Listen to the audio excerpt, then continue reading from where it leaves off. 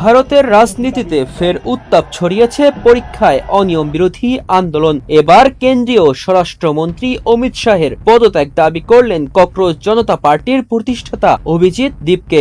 মহারাষ্ট্রের ছত্রপতি সম্ভাজিনগরে সাংবাদিকদের সঙ্গে কথা বলতে গিয়ে তিনি অভিযোগ করেন ২০ জুলাই সংসদ অভিযানের সময় শান্তিপূর্ণ আন্দোলনরত ছাত্রদের ওপর পুলিশের অতিরিক্ত বল প্রয়োগ অমিত শাহের নির্দেশই হয়েছে। তার ভাষায় এমন অভিযান স্বরাষ্ট্রমন্ত্রীর অনুমতি ছাড়া সম্ভব নয়।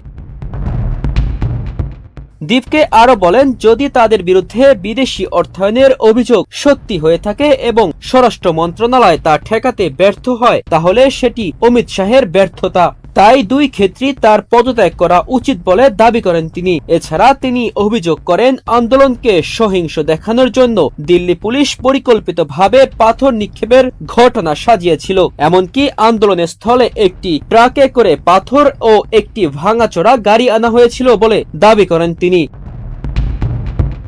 শুধু তাই নয়, দীপকের অভিযোগ তাকে এবং তার পরিবারকে বিজেপিতে যোগ দিতে চাপ এবং হুমকি দেওয়া হয়। তবে এসব অভিযোগ সম্পূর্ণ অস্বীকার করেছে বিজেপি। দলের নেতা কেশব উপাধ্যায় বলেন, সরকার ইতিমধ্যেই প্রশ্নপত্র ফাঁস রোধে আইন এনেছে এবং শিক্ষামন্ত্রী ধর্মেন্দ্র প্রধানের পদত্যাগ গ্রহণ করেছে। তার দাবি, এখন অভিজিৎ দীপকে আন্দোলনের বদলে রাজনীতি করছেন।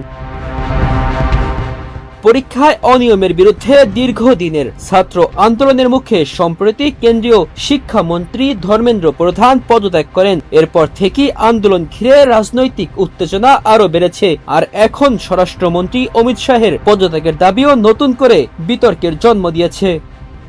সাইমুম আনাম সাজিদ, মানব কণ্ঠ।